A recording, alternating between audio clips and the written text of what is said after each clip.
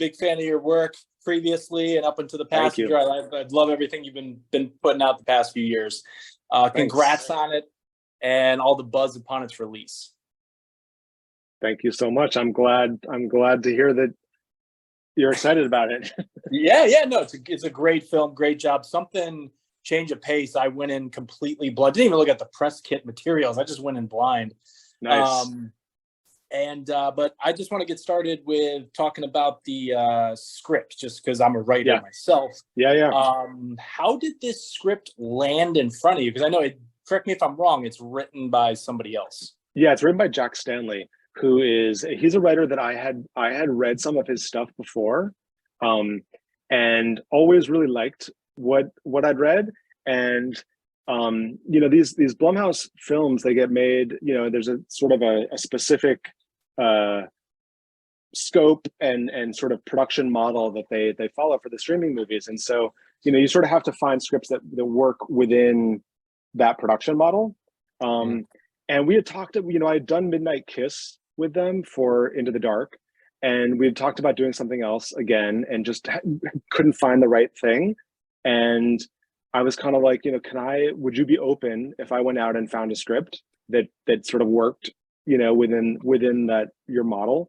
And so I called up Jack's manager and was like, does he have anything that might fit that we could do, at this level? And he pulled it out of a drawer, and it was an old script. It was one of the first, if not the first one that he ever kind of finished professionally, and dusted it off. And even though it wasn't quite the exact, format or, sort of straight up horror thing that Blumhouse normally does, everyone was really excited to kind of explore something, that was the same but different, if that makes sense. Yeah, no, I gotcha. I had a question about Blumhouse for later, but since we're talking about them right now, just generic. This is your second outing with that company. What's it like working under that model and whatnot?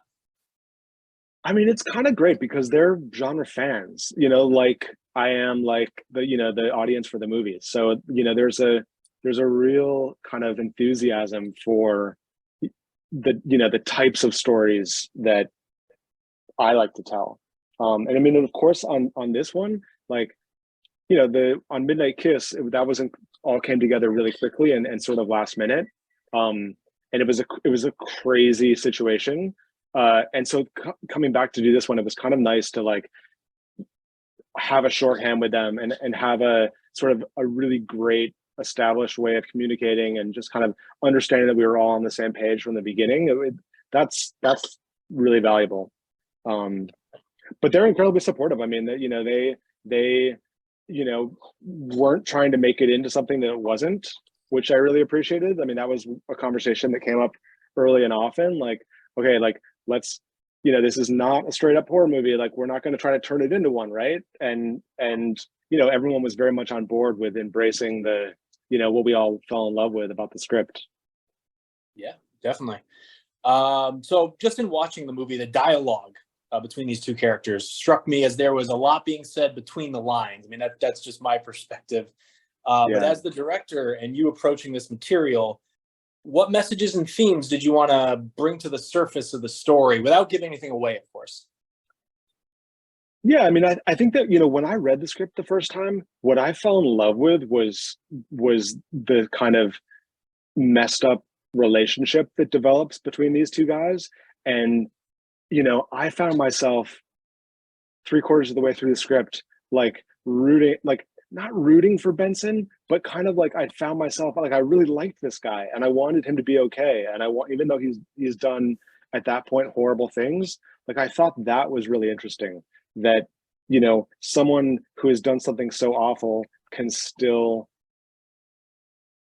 do something so incredibly kind of beautiful and thoughtful for, like what he does for Randy. Like there's kind of a, it's not often that you get portrayals of, quote unquote bad guys that are as sort of nuanced and intimate as Benson is in this project, I think. And that was super interesting from the beginning.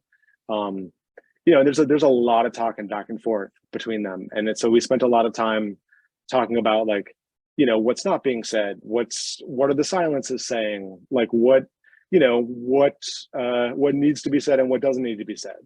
That was sort of a constant conversation we were having. Nice. You have a character that does such kind of a heinous act in this movie. I won't say what it is. We kind of touched on it a little bit right there with your past answer about it, with a character who does something so violent, but yet there's a little bit of maybe an attempt to get some empathy from the audience. Do you like kind of creating almost villainous characters like that? I mean, I think that what was so interesting for me about Benson is that he does something horrible, and there's no denying that that is horrible, but it doesn't mean that he is irredeemable, and it doesn't mean that he is sort of a one note bad guy. Like, I think that he does what he does for reasons that that we're not privy to as an audience necessarily, but it's kind of raises the question that is someone always defined by one horrific act, or is he more than that? And that was like an interesting thing to explore. I mean, of course, as a filmmaker and as a storyteller, I was I was wanting to have the audience fall for Benson the same way I did when I read the script, and sort of move him past the bad guy trope, and sort of present him in a way that and the relationship, the friendship, in a way that kind of makes you ask, like, well, I don't like, how would I react? Like, what, and how could something kind of sweet and good come out of something so horrible? Yeah. Your two leads, the actors, Kyle and Johnny, so much chemistry. It felt like the performances helped put the film on its own 2 feet at times. Just talk about directing these two guys in the role. Anything more you can say that you may have already touched on? Yeah, I mean, they're Kyle and Johnny are great. I mean, both of them were just above and beyond like perfection for those parts. I think that like a big part of why the film works as well as it does, hopefully, is just in casting. Like, Kyle is incredibly both of them really are so strong, and knowing that both of them, the majority of the scenes are just the two of them, often in a car. It really is about the words and what's said and what's not said. And so, and because it was really the two of them that were on screen together almost the whole time, we actually had a lot of time to plot out the different, the sort of the course of their relationship and how it kind of unfolds. And we could look at all of it together and say, okay, this is, the same way that, where we talked about shooting the film, like, the camera is in the back seat up to this point because we don't really know what Benson's thinking, and then the camera moves to the front seat as we get more into it. Like, it's sort of, as a relationship piece, we sort of broke it down and kind of mapped it out in a really fun way. Cool. So there's a subgenre that I don't know if a lot of people know about. Me being what I'd like to say a cinephile, I feel like I figured out I know about it. Hangout movies where you literally are just there's obviously a plot going on throughout the film, but you're kind of hanging out with these characters.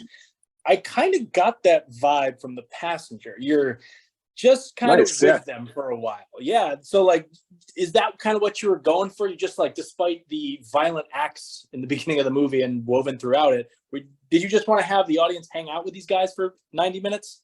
Yeah. I mean, it's like it's a road trip movie. It's like a coming of age hostage road trip movie, and I liked the idea that there were moments that were a little boring and a little bit, when they're traveling together, and it kind of like, you run out of things to talk about, and then that it kind of takes turns that are unexpected, but that it's not the type of film where everything had to be like major turn, like big confrontation. Like, there was a certain sense of riding around in the car for 12 hours and kind of getting to know someone in the process, and all of their shit and baggage and everything that they carry around with them. That was always super exciting.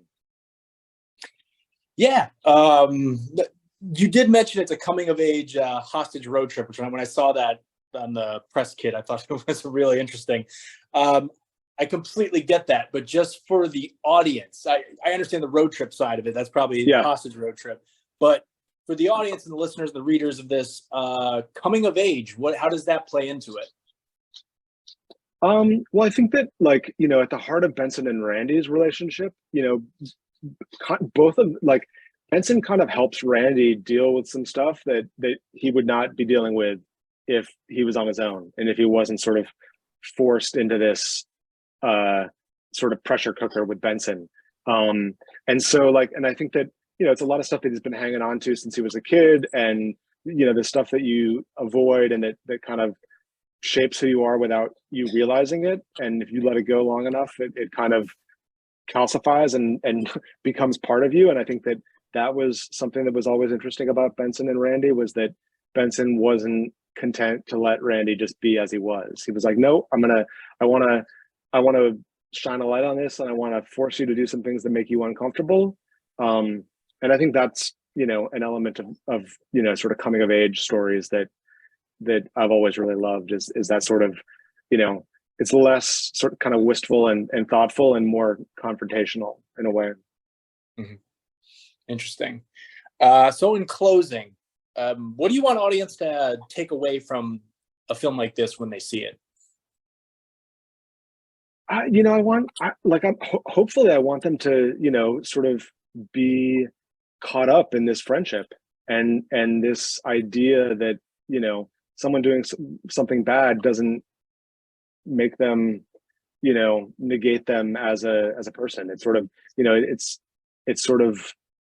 it's okay to find the good in people that have not always done good things. And I think that it's interesting to watch Benson try so hard to be good for Randy, and to see what they each kind of take from the relationship. I think that, the sort of ill-fated road trip that they go on, if what happens at the beginning of the film hadn't happened, they probably would have ended up being great friends. And that it has a certain sort of star-crossed, tragic thing to it that I kind of love.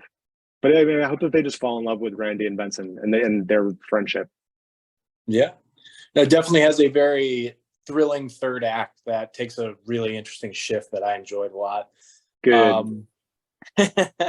Well, Carter, thank you for taking the time to talk to me today about The Passenger. Good luck with everything down the road with this film and whatever else comes next.